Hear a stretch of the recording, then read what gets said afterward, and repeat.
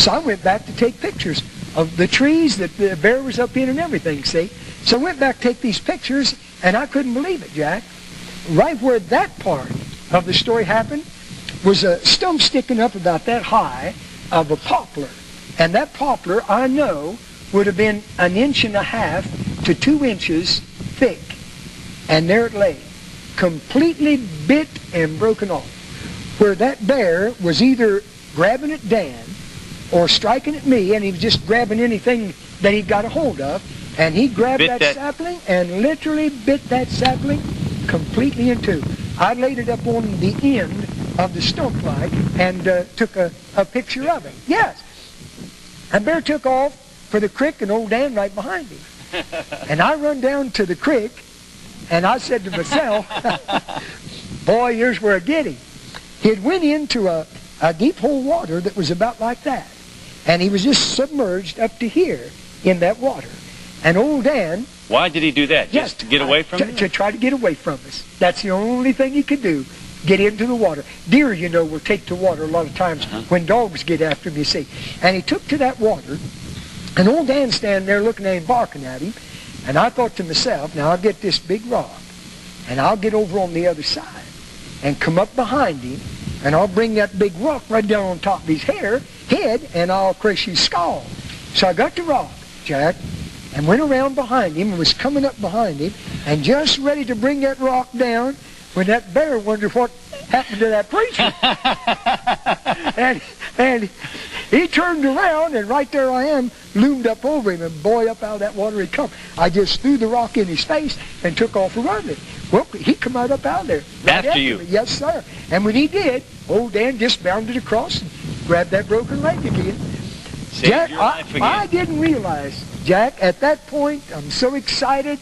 I got a bear if I can just get him killed. And I didn't realize what that dog was doing. Yeah. I absolutely didn't. And that dog was just keeping that bear from eating me up. And I didn't realize that. Every time that bear would charge me, old Dan would rush in and grab that broken leg. For you. I took off running. Dan stopped his charge. The bear turned and was headed toward the river. And when he headed toward the river, I said to myself, he's going down. He gets into the river, I'll never get him.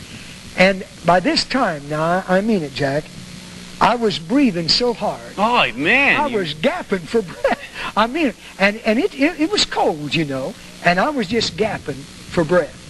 And when the bear took for the river, Dan stopped his charge, and I caught up with him. And I laid into the bear with some clubs and rocks, and this whole thing, from the time I wounded him, took 1 hour and 5 minutes to the time I finally got him killed. For 1 hour and 5 minutes. You fought that bear. It's constant. It's throwing rocks at him, throwing clubs at him, breaking clubs over him. And he got down to a tree, and there was this steep bank comes down, and right on up yonder at the top of that bank, on up the hill a little ways, is where we caught up with him the first time, see? He went off at this angle and then comes down the stream. This is a real steep bank, Jack. And Jack, you'd never believe it. If I had this on film, I'd be worth $1 million. Just for the world to see what that dog did. That bear went up that steep bank, and I'm standing here watching him go, and I'm getting so weak that I know I've lost him. And that bear got to the top of that bank, and that dog shot right up that steep bank and grabbed that broken leg and literally pulled that bear backwards right down that bank. Now, I'm not saying on the level. I mean, the bank is just like that, see? But he literally pulled that bear right down that bank.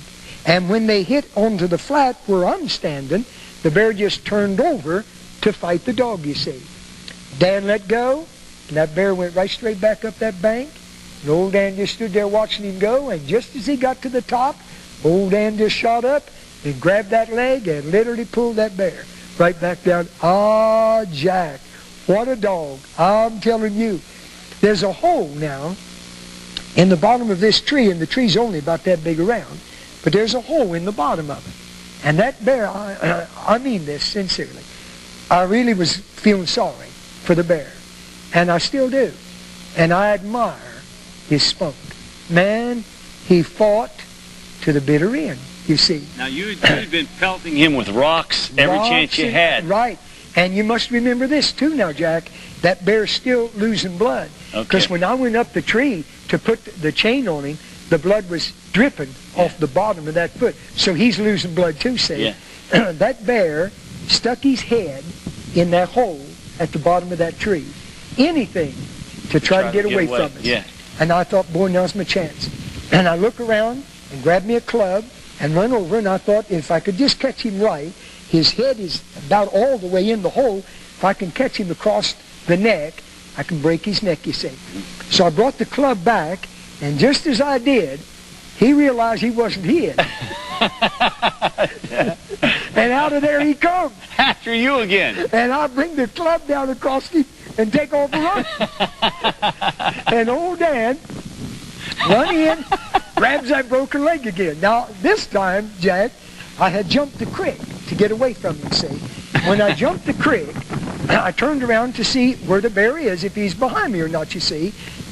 And I'm telling you, Jack, you wouldn't have believed what I saw. That bear was facing me on the other side of the creek. And I don't know whatever possessed that dog to do it. But old Dan took the notion to try to get on that bear's back and get him from behind. And there was a rock there about that high. And I saw this, Jack Kincaid. That dog run, hit that rock, and sailed through the air to come right down on that bear's back. And just at that split second, that bear turned around to face that dog, and they just met. Their jaws. They just met head on. And that bear had Dan, the bear's mouth, of course, is much bigger. The bear had Dan through the side of his neck here and into his collar and the skin in the side of his neck. Dan's teeth, those big tushes in the front and the lowers, was locked inside the bear's mouth. And they had just locked mouths that way. And that bear flipped old Dan over. And I run up, and poor old Dan was just laying there, and you couldn't even see his eyes. Was he on his back? Was the bear on top? Yeah. Oh, yeah, the bear flipped him over, you see, and was mauling him. And poor Dan's eyes had just rolled back. You couldn't even see his eyes. And you can imagine what that poor dog was saying. Preacher, do something. I've been helping you, boy, for 45 minutes. And Jack, I grabbed a big rock up and run up and straddled the bear. And I thought, because they were probably wrestling around. Right, and he... right. Not over a big area at all. Yeah, but I mean... He just, right. And I run up and brought the rock right down on the bear's skull. And I really thought that I could just break his skull, you see. And I brought it down as hard as I could. And just as I hit, fortunate, I hit and jumped. And that bear threw his head around to grab at whatever hit him, see. Oh, yeah. That made him let go of Dan. Dan flipped over and jumped up out of there. And the bear, of course, turning to grab a hold of me, and I'm going because I took off running, you see. Right there, Jack Kincaid, had old Dan decided, I've had enough. That bear would have ate me up. Yeah. And would you believe, when that bear charged me, that dog run right straight back in. After being down and wallered, that dog run right straight back in and grabbed that broken leg again. Jack, you'd have never believed it if you hadn't have seen it. The bear, when I jumped back across the creek and grabbed me some rocks, turned around, and I heard this noise, and the bear is going up a tree. And I thought, three legs. Yeah, 3 legs. Jack, I never seen the beat of it. And the bear can only climb with 3 legs. Yeah. He can climb with his front legs. This hind leg is useless to grip with. Yeah. So he's climbing with his front legs, and whenever he reached a limb, put this leg on it, his good leg, help shove himself. He would bite in to limbs above him, and just like you would chin yourself, that bear was helping pull himself up that tree with his neck and these 2 front legs and this leg whenever he could find a limb. Jack, you talk about spunk and determination. A bear's got it. And he went up, I don't know, 20, 30 feet at least up that tree. And Dan sitting down here at the bottom of the tree barking at it. And I telling Dan, shut up, Dan, shut up. Because I thought, there might be other hunters somewhere, and they hear that dog barking tree, they'd come down, and it would be a little unethical for them to shoot him out in front of But me if like they that. did, it would be their bear. It would have been legal. It would have been their bear, you see. So I'm telling Dan to shut up. But Because for you an hour still and wanted 5 that minutes, bear. yeah, I've been telling him to sink him. That poor dog, no doubt, was getting confused along about this. And I went up that steep bank, Jack, the same steep bank now that the bear had gone up and Dan had pulled him down. I went up that bank with a load of rocks and laid those rocks down behind a little log here and took them one at a time and was throwing them over onto the bear. See, this pine tree that the bear climbed was right at the foot of the bank. So the pine tree's like this. I'm here. I just throw the rocks right over. And when I'm throwing those rocks over on him, Jack, I'm only about 20 feet from him there. Yeah. I went down, got the second armload of rocks. When I got the second armload of rocks, threw them all, and next to the last rock, Jack, I can still feel it in my hand. Next to the last rock was kind of round like a gravel, and it just hit him solid, right beside the head. And when it hit, thud, down that bear come. And when he hit the ground, now you mind, when I had him up in that tree on that chain, say, now when he hit the ground that time, he hit right on his head, because his head was hanging down. Yeah. So when that chain let loose and he hit right on his head. Didn't faze him a bit. He dropped out of that tree and hit right on his rump, you see, because he was hanging on like this. And he hit right on his rump, and it just stunned him. Dan run down, and when Dan run down and grabbed a hold of him, the bear swung his head around to bite at Dan and couldn't get his body around. And it just hit me, that bear's stunned. He brought his head back around, threw his weight around a little further that time, and old Dan's just pulling like everything, but he can't reach him. And when I was up in that tree with that bear and that chain, it dawned on me that if I could get my hands on that bear, I could choke him to death. Now, Jack, this bear isn't a monster. He only weighed about 130, 140 pounds. Oh, piece of cake. Yeah. And that thought came to me. I'm not bragging at all, Jack, but I've always been pretty strong in my arms, you know.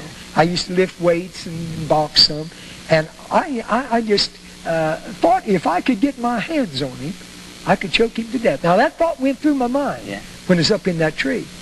And when that bear brought his body around the third time and swung around to try to get a hold of Dan, it just hit me. Now's the time. And I just run down that bank, knocked his head forward, put this arm in underneath of his throat, and grabbed it like this. Threw my weight down on his hind quarters because he's got one broken hip. I can hold that down. And started bending back. Choking. And Jack Kincaid... Did he wrestle much, Bobby? No. No. All this time, Jack, I haven't been afraid of that bear because I can always run. So obsessed with killing it, my adrenaline was really pumping. You didn't even think about what he could do to you. You weren't afraid. Never thought, because I can always run. Yeah. And Jack Kincaid, when I got my arms on that bear, my hair just went up on my neck. Suddenly it dawned on me, man, you can't let go of him now. If you do, he's got you. And Jack, for dear life, I sat there pulling with all I had. And the bear's trying to struggle. But he's weak, Jack. The bear is weak. He's lost blood, of course. An hour and 5 minutes, he's been having to fight me and that dog, and the bear is weakened, and no question about it. And I'm pulling with all I've got, and when my strength gave out, his strength gave out. And that bear, when I eased up, I could feel him relaxing. And when I let go, he just laid over. Jack, I stepped off of that bear, went over and leaned up against a tree, turned around and looked at that bear laying there and broke into tears. And I cried openly. Lord, who would have thought that? At the age of 47, killed that bear with my bare hands. And I stood there and cried and gasping for breath. After I got my breath, Jack, do we need to take a break? Yeah. No. Okay. Well, we're finishing up. Yeah, that's all right. After I got my breath, see, I have nothing to open the bear up to hog dress it at all. I pulled the bear